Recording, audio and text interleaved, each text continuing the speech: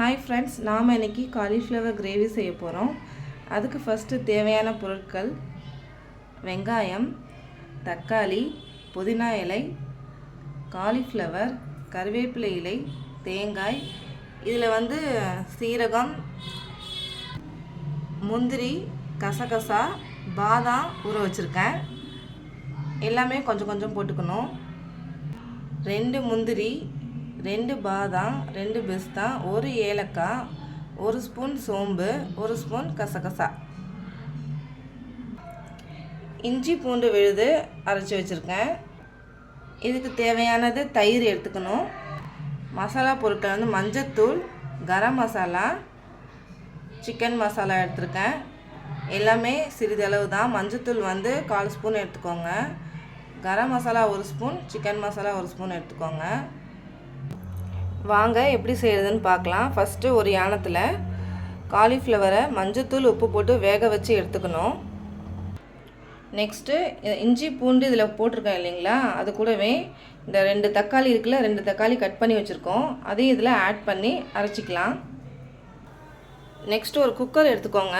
Cooker நல்லா காஞ்சதும் 3 spoon oil விட்டுக்கோங்க. எண்ணெய் காஞ்சதும் கடுகு, சீரகம் போட்டுக்கிட்டு கருவேப்பிலையும் போட்டுக்கோங்க. அப்புறம் புதினா இலை போட்டுக்கோங்க. நல்லா வதக்கி விடுங்க.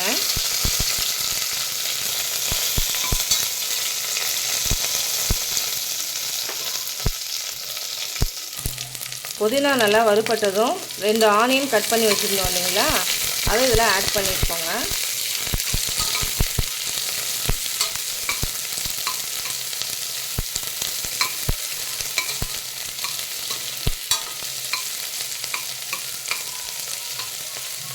நல்லா கோல்டன் கலர் ஆகிற வரைக்கும் வெயிட் பண்ணி பொறுமையாக குக் பண்ணுங்கள்.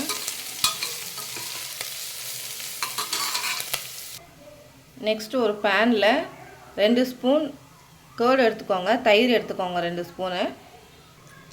அதுலேயே வேக வச்ச காலிஃப்ளவர் ஆட் பண்ணிக்கோங்க. நெக்ஸ்ட்டு நம்ம இஞ்சி பூண்டு தக்காளி நல்லா ஃபைன் பேஸ்ட்டாக அரைச்சிட்டோம் இல்லைங்களா, அதை இதில் ஆட் பண்ணிக்கோங்க.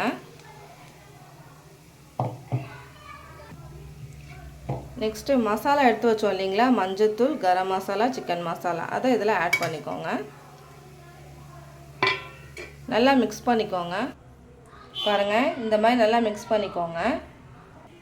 நெக்ஸ்ட்டு அதே மிக்ஸி ஜாரில் நம்ம ஊற வச்ச கசகசா, ஏலக்காய், முந்திரி, பாதாம், பிஸ்தா, தேங்காய், இது எல்லாத்தையுமே இப்போ பேஸ்ட்டாக அரைச்சிக்கணும்.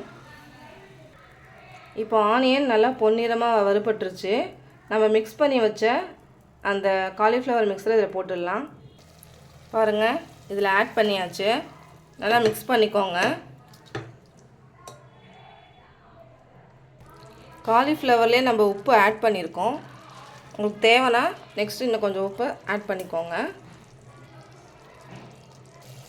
இங்கே பாருங்கள், அந்த மிக்சர் போட்டதும் தண்ணியெல்லாம் வெளில வந்துருச்சு பாருங்கள். தண்ணியெல்லாம் நல்லா சுண்டுற வரைக்கும் சிம்மிலே வச்சு கிண்டி விட்டுக்கிட்டே இருங்க. இப்போ இதை நல்லா ஃபைன் பேஸ்ட்டாக அரைச்சாச்சு. இதை நம்ம குக்கரில் ஆட் பண்ணிடலாம்.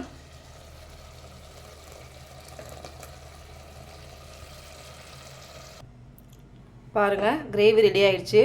நீங்கள் ஒரே ஒரு விசில் மட்டும் விட்டுக்கோங்க. இதில் தேங்காய் ஆட் பண்ணியிருக்கிறதுனால நிறைய விசில் விடக்கூடாது. ஆல்ரெடி காலிஃப்ளவர் வெந்துருச்சு.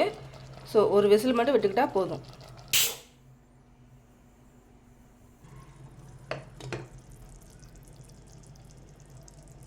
அவ்வளோதாங்க, காலிஃப்ளவர் கிரேவி ரெடி ஆகிடுச்சு.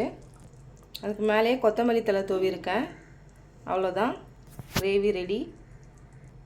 இதை நீங்கள் இட்லி, தோசை, சப்பாத்தி, பூரி எது கூட வேணால் ஆட் பண்ணி சாப்பிட்டுக்கலாம். நல்லாயிருக்கும்.